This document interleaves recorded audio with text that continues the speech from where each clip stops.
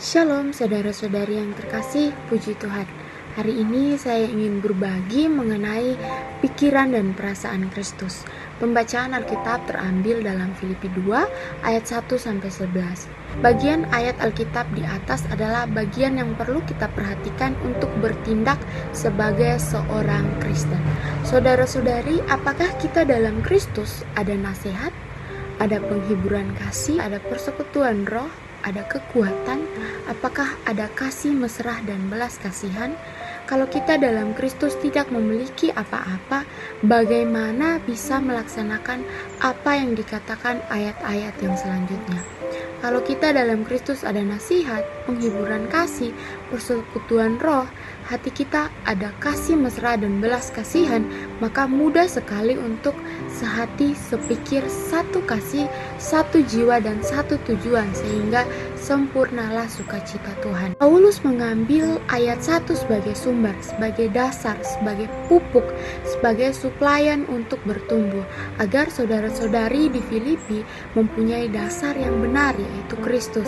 Karena ketika mereka ada dalam Kristus, mereka mempunyai penghiburan kasih, persekutuan roh, hati mereka ada kasih mesra dan belas kasihan, sehingga mereka mampu mengasihi orang yang tidak bisa mereka kasihi.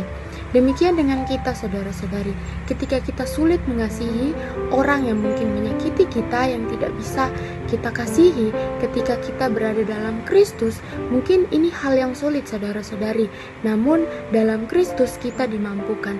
Kita mampu mengasihi dalam ketidaksanggupan kita. Ayat 2, karena itu sempurnakanlah sukacitaku dengan ini.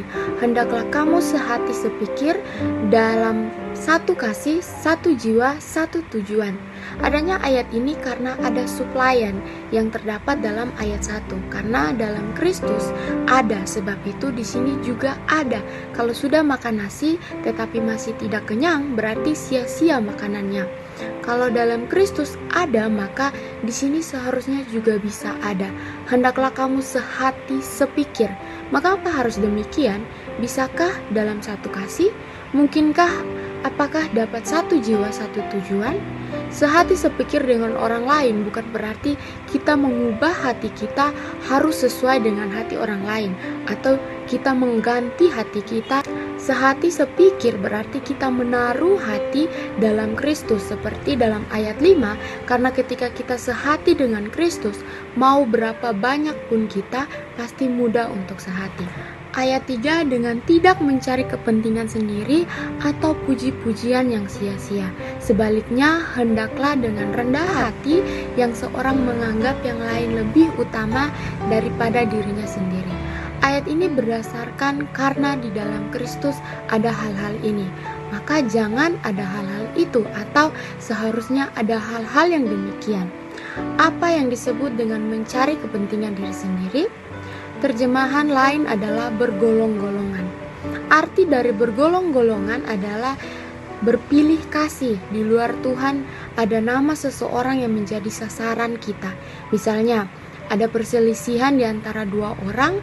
Kalau kita berkata, saya berdiri di pihak ini, maka kita telah tidak benar. Seharusnya kita hanya bisa karena Tuhan berdiri di pihak Tuhan.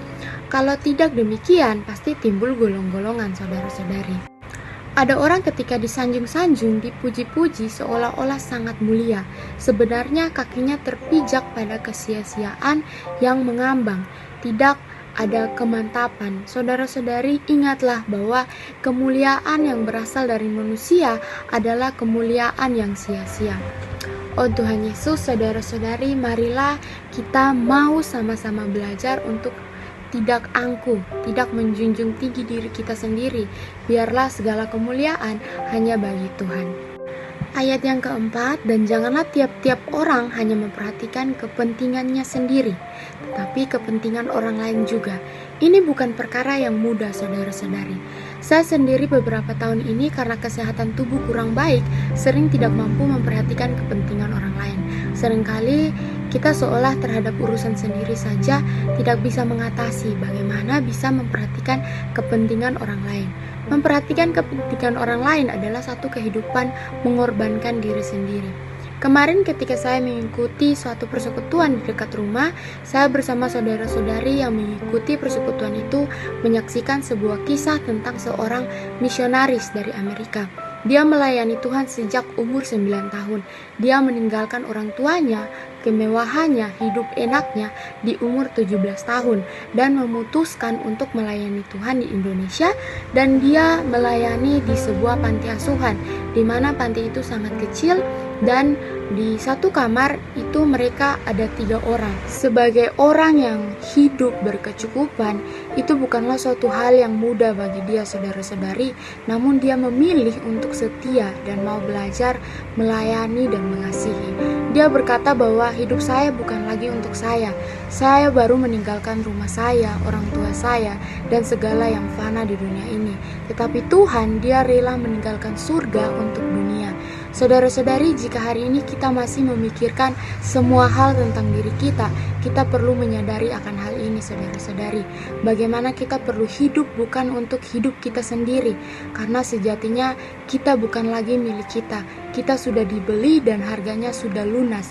Jadi saudara-saudari, marilah kita mau pakai hidup kita untuk mengenal pikiran dan perasaan Kristus, apa yang mau Dia kerjakan dalam kehidupan kita.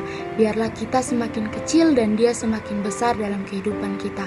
Kemuliaan hanya bagi Tuhan. Amin. Tuhan Yesus memberkati.